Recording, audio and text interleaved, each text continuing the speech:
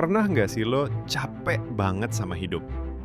Padahal masalahnya itu bukan dari hidup lo, tapi dari pikiran lo sendiri yang tiba-tiba bikin skenario horor, bahkan Marvel aja nggak kepikiran.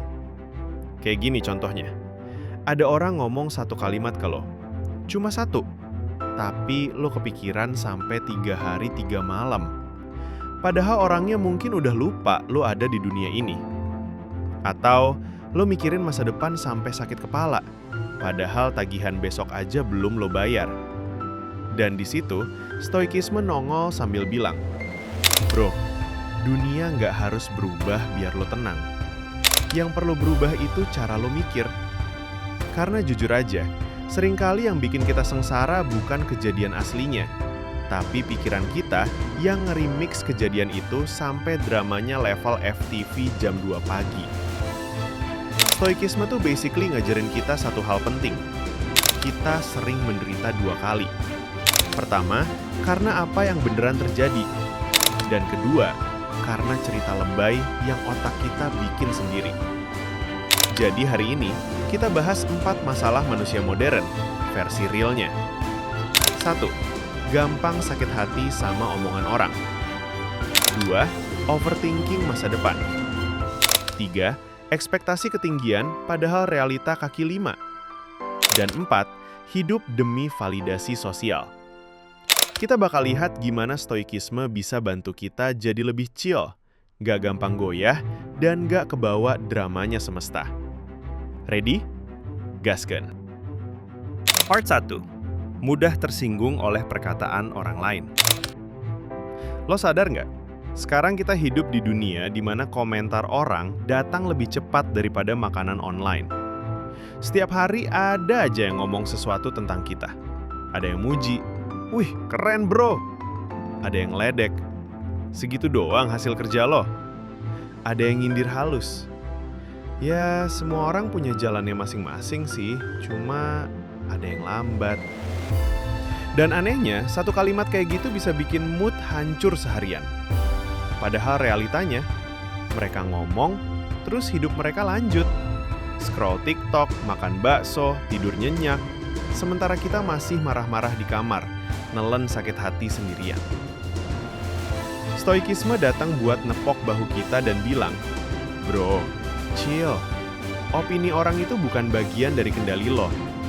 Yang bisa lo kontrol cuma satu, reaksi lo." Epictetus pernah bilang, yang bikin lo menderita bukan apa yang orang bilang, tapi cara lo nanggepin. Dan bener juga sih, orang ngomong, tapi otak kita bikin sequelnya sendiri. Mungkin dia benci gue. Kayaknya gue gagal dalam hidup. Fix gue jadi bahan omongan grup WA keluarga. Padahal bisa aja maksudnya nggak seseram itu. Suara orang lain tuh cuma suara, cuma getaran udara. Yang ngasih makna dramatis itu pikiran kita sendiri. Ingat ini baik-baik. You don't have to attend every argument you're invited to. Kadang cara terbaik buat menang adalah nggak ikut main dalam pertandingannya. Jadi kalau ada yang bilang, "Kok hidup lo gitu-gitu aja?" Lo bisa jawab dalam hati, "Ya karena ini hidup gue, bukan season baru dari hidup lo." Karena pada akhirnya, hidup ini terlalu pendek buat dikendalikan pikiran orang lain. Gue yang punya hidup ini. Gue yang setir, bukan mereka. Part 2. Overthinking masa depan.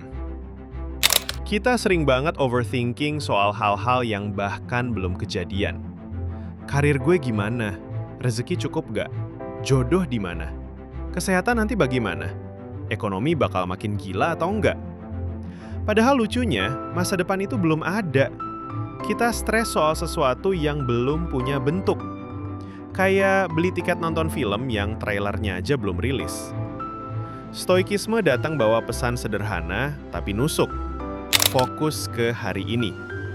Karena masa depan bukan ramalan, tapi hasil dari apa yang lo lakuin sekarang.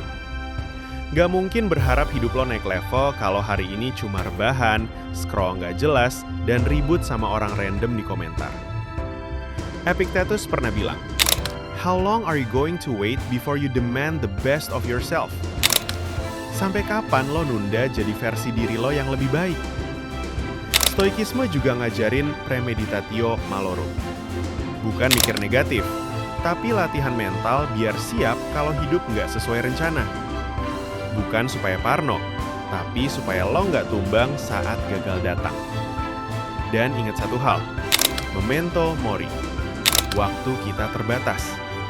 Kalau hidup nggak selamanya, masa iya kita habisin buat stres soal masa depan yang belum tentu terjadi? Hidup butuh usaha, doa, dan disiplin. Tapi juga butuh hadir di hari ini. Karena lo cuma punya dua pilihan. Sakit karena disiplin sekarang, atau sakit karena penyesalan nanti. Part 3. Frustasi karena ekspektasi tidak sesuai realitas. Kita sering frustrasi bukan karena hidup terlalu kejam, tapi karena ekspektasi kita terlalu tinggi. Kita berharap orang menepati janji, rencana berjalan mulus, dan sikap orang lain sesuai dengan gambaran yang sudah kita susun di kepala. Kita menulis skrip tentang bagaimana hidup seharusnya berjalan. Masalahnya, realita nggak pernah baca skrip itu. Hidup nggak tunduk pada keinginan kita, dan kadang terasa seperti bilang, itu ekspektasi lo sendiri, gua nggak pernah janji apa-apa. Disinilah stoikisme ngingetin satu hal penting. Ubah ekspektasi jadi observasi. Bukan lagi seharusnya dia nggak begitu. Tapi, oh, ternyata dia seperti itu. Oke, sekarang respon terbaik gue apa? Perubahan ini kelihatannya kecil, tapi dampaknya besar. Beban emosi jadi lebih ringan. Drama yang tadinya berat mulai mereda. Banyak luka batin sebenarnya bukan datang dari kejadian, tapi dari keinginan keras kita agar hidup selalu sesuai kemauan. Dan disinilah amor fati berperan. Mencintai takdir bukan pasrah tanpa usaha, tapi menerima realitas tanpa kehilangan tekad untuk bertindak. Rencana gagal bukan akhir segalanya. Kadang justru disitulah pintu baru terbuka. Karena ekspektasi yang nggak dikelola hanya menyiapkan kekecewaan. Jadi, belajar menari bersama realita, mengikuti iramanya, sambil terus melangkah maju. Part 4. Ketergantungan validasi sosial. Kita hidup di zaman di mana harga diri sering diukur dari angka. Jumlah like, komentar, pujian, dan pengakuan. Seolah-olah kalau nggak ada yang lihat, maka kita nggak berharga. Unggahan sepi bikin kita mulai ragu. Gue kurang menarik ya? Gue harus jadi orang lain biar dianggap ada. Di titik ini, stoikisme datang ngingetin sesuatu yang jarang kita dengar. Nilai diri kita bukan ditentukan oleh berapa banyak mata yang melihat, tapi seberapa jujur kita hidup sesuai prinsip kita sendiri. Karakter lebih penting dari sorotan. Integritas lebih dalam dari impresi. Epictetus pernah bilang, kalau mau berkembang, kita harus siap dianggap aneh atau bodoh oleh orang lain. Karena mereka cuma lihat permukaan, bukan perjalanan batin kita.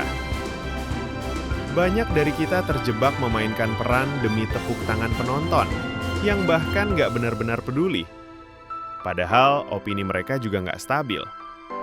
Ingat ini, kita nggak butuh sorakan lebih keras. Kita butuh akar yang lebih kuat. Tepuk tangan mudah hilang, tapi kedamaian hati adalah investasi jangka panjang. Stoikisme itu bukan cheat code buat hidup. Bukan cara biar semua masalah hilang dan dunia tiba-tiba jadi baik sama kita. Stoikisme lebih mirip upgrade mental. Kita tetap ketemu kecewa, tetap ada orang ngeselin, tetap ada hari kacau, dan rencana yang gagal. Bedanya, sekarang kita nggak kehilangan diri sendiri saat semua itu terjadi.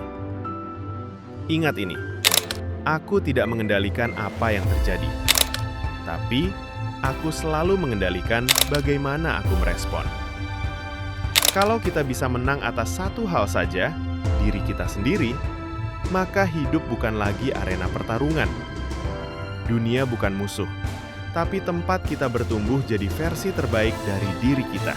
Kalau pembahasan ini ada yang ngena atau bikin lo mikir ulang cara ngehadapin hidup, jangan lupa kasih like. Drop komentar, bagian mana yang paling ngena atau pelajaran stoik apa yang lagi lo coba terapin. Dan kalau konten kayak gini ngerasa nolong lo tumbuh, subscribe channel ini. Karena perjalanan jadi diri lo yang lebih kuat, gak harus lo jalanin sendirian.